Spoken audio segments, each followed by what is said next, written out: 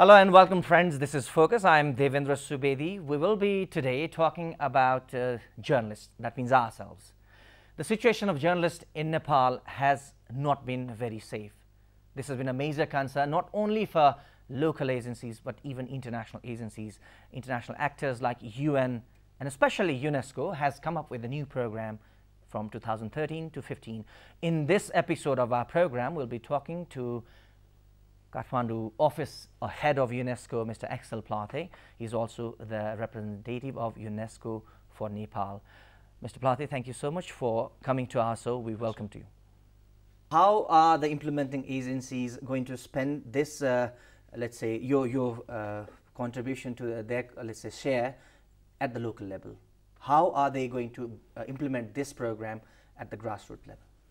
Well, for instance, we are going to organize meetings very soon, in probably in Biratnagar, and we don't know yet exactly where we do that in the eastern part, together with the FNJ and with the Forum of Women's Communicators, in order to bring all stakeholders around the table and to present this project and the issue.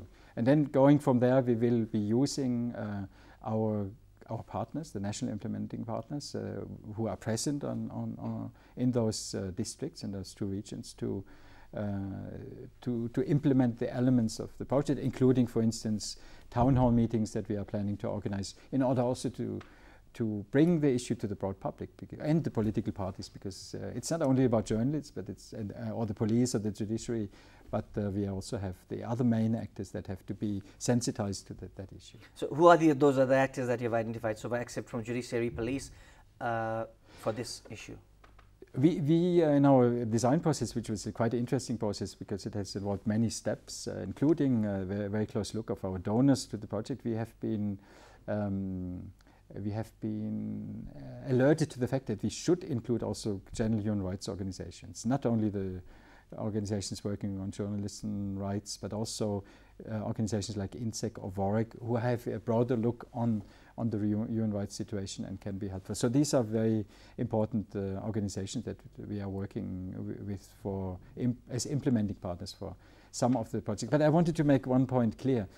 We are working, of course, now in the central Terai and the Eastern Hills, but the project itself is a national project, because the mechanism that will be established at the level of the Human Rights Commission will serve all journalists in all parts of the country. It's some of the elements of the project where we are more going deeper into the districts, but the mechanism is a nationwide mechanism, and the main part of project implementation is on the national level. So after 2015, will there be a second phase of the program?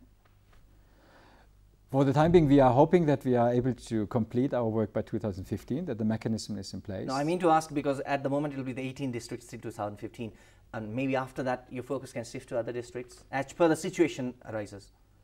If the situation requires that, we will see whether there are possibilities to extend. But we hope that by 2015 the mechanism is in place, that there is a strong, robust mechanism whereby the safety of journalists is being assured, that journalists can go to use this mechanism for protecting their rights. So we are almost running out of time now. Just to ask you a last question, by the end of 2015, what sort of society this program is imagining for the safety of journalists? It is an environment where journalists are able to work independently in a non-partisan manner according to very strong professional standards.